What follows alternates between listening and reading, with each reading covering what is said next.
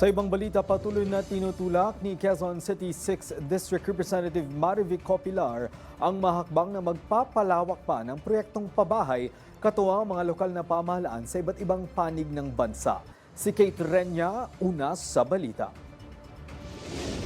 Sa panayam kay Quezon City 6th District Representative at Committee on Housing and Urban Development Chairperson Marivic Copilar, ibinahagi niya ang ilang prioridad na panukalang kanyang isinusulong, katulad ng pagbuo ng subcommittees para agarang maaksyonan ang mga nailatag na proyektong pabahay at ng mapakinabangan na ng mga kababayan, maging ang pagbuo ng bagong Code of Conduct para sa ligtas at makataong paraan ng demolisyon.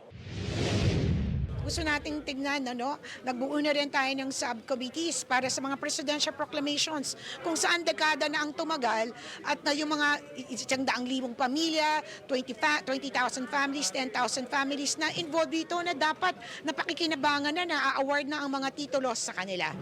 Yan yung pangalawa. Pangatlo, kanina tinalakay din yung mga tamang conduct of eviction and ejectment cases na dapat uma-undergo ito sa mga social preparations, dapat maayos yung pre-demolition conference at dapat malinaw na dapat may relokasyon at ang relokasyon ipinapriority natin ng in-city on-site relocations.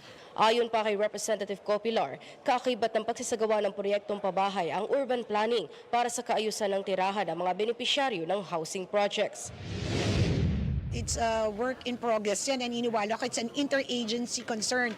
Pag nag-uusapan ng pabahay, dapat kasama rin ang urban planning para inclusive yung disenyo ng pabahay at maayos na pamumuhay ng ating mga benepisyaryo pagdating sa usapin ng katiyakan sa paninirahan. Pahayag pa ng mambabatas, habang isinusulong ang urbanized city, nararapat din ang pagtiyak na pangangalagaan ng kalikasan kasunod ng mga pagtatayo ng infrastruktura. Dapat maayos natin yung mga lugar ng zoning. Susundin natin yung zoning. Kung ito ba ay para sa pabahay, kung ito ay para sa agrikultura, kung ito ay para sa komersyo, dapat maayos natin yon. At sundin natin yung batas nun para masigurado natin na environmental friendly ang ating mga communities na particularly pagdating sa housing projects. Nauuna sa mga balitang totoo at laging bago, Kate Renya, Alauna sa Balita, Congress TV.